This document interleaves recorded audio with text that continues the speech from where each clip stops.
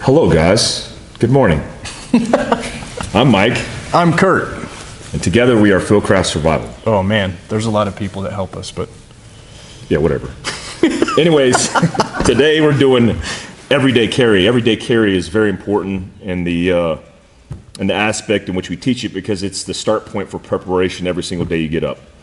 You know, we start with this EDC mat, and the EDC mat is a mindset. It's the way that you prep all your equipment and lay it all out and get ready to roll.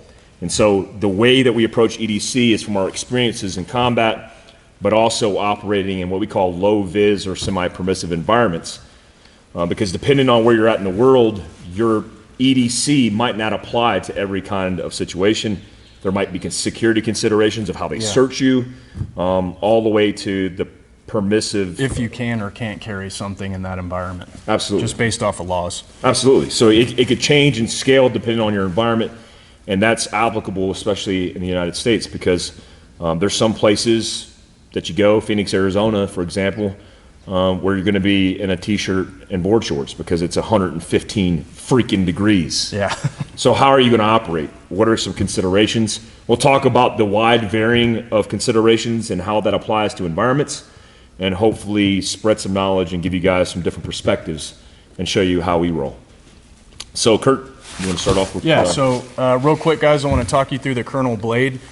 So the Colonel Blade, Mike and I have discussed a lot about people that are out there teaching knife fighting and all these crazy kind of wazoo systems where it takes a ton of time and energy to learn a system. The Colonel Blade was developed by a guy up in the Northeast named Al. I've had the pleasure of training with him several years ago and got to understand the system. Really started to like it because of its simplicity and efficiency. So Al designed this thing to make sure that it was easy to use and you could defend yourself, and it's a devastating tool. So the Colonel Blade, it draws out of a Kydex holster. It mounts appendix carry, just like your pistol. When you actually take the blade out as you draw it, the handle is actually shaped like your pistol grip. So it's pretty applicable as far as like your training system and using a blade and a firearm. Okay, so the blade draws out. You can see up above here the knuckle. You've got a 4-inch steel blade or 3-inch steel blade, depending on what length you get. And the whole premise of this thing is that you draw it, and then all you have to do is know how to strike. Most of us have grown up. You've been in a fist fight or two. You understand that you have to use your hands to defend yourself. And so this thing was really practical in the way that they designed it. So when the blade actually draws out of the Kydex holster, it's sitting right on top of your knuckle. So when you go to punch somebody, that's how you're defending yourself, right? So when the aggressor shows up, you're creating space, and then that way you've got distance so you can break contact if that's what you need to do. Blade reholsters inside of the Kydex holster, and it's got retention on it as well, so that way it's not going to come flying out. Super easy, super practical. That's what I carry for EDC when I'm running a blade, Colonel Blades. Some considerations are lighting. I recommend everybody carry a light, depending on the environment that you're operating in. If you're operating, for example, and I say operating, but you could be just living. If you're just living in an environment where you work, for example, a night shift, and you're coming and going at nighttime more than the daytime, I would focus on a weapon light that is attached to your weapon system. Most of these lights, most of these lights attach underneath the frame. There's some versions that attach to the hand guard or trigger guard. This is the Surefire XC1. It's a small form factor as opposed to some of the X400s and X300s that are a little larger. But have a light attached to your gun if that's how you operate. Because if you draw your gun, more than likely it's going to be at nighttime, and that in conjunction with maybe Trijicon night sights will help you in a gunfight at night. If you're not operating typically, I mean, I'm in bed by 8 p.m. I don't know about you, but we're old, and I like sleep. So I'm operating and living typically during the daytime. And when I'm out, I always carry this actually inside my vehicle. And this is the Vampire 1 from Surefire. I carry this inside my vehicle, but if I'm ever going into a place that's potentially dark, if I'm going into a restaurant during the evening time, I'm putting this in my pocket. Because I'm a big fan of separating the light from the weapon source. I've done a lot of force-on-force training with law enforcement, with military, and I know what lights on guns look like.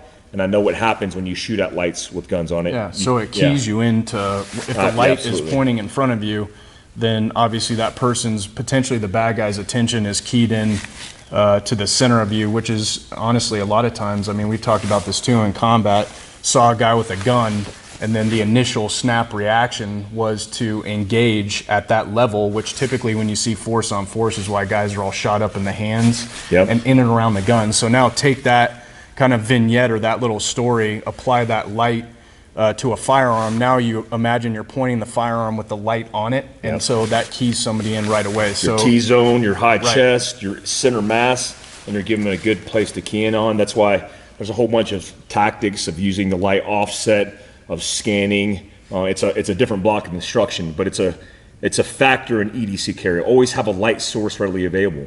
If I'm going camping or if I'm doing off-roading, right when the light goes down, just like a good SF guy does, I have a headlamp ready, and I'll put that headlamp around my neck because I'm prepared for the night. Yep. What about holsters? What kind of holster setups are you utilizing for different set? So right now, there's two different holster systems that I run as far as everyday carry. One of those is the T-Rex Arms, the T-Rex Arms sidecar with the Glock, or for my Glock 43. So the nice thing about that holster is basically I've got obviously a holster for the firearm, right? And then I have an additional magazine because I have an 8-round capacity with my magazines, with +2s on those magazines for a Glock 43. And so I like to make sure that if I want to carry another magazine, I have the ability to do that, which the T-Rex holster sidecar, which is right here, allows you to do that. So the firearm actually goes in here, magazine here. The other holster that I'm running is Travis Haley's. It's called the Incog, and it's a real low profile holster. I like the way they did this. Kydex is obviously molded well, and then it's got it kind of feels like felt on the outside. I think that's what you call it. It just feels good in your in your waist section. Right, and the nice thing is, yeah, I do carry a Glock 43. It's only got an 8-round magazine. I'm confident in my training, confident in my ability to defend myself that way.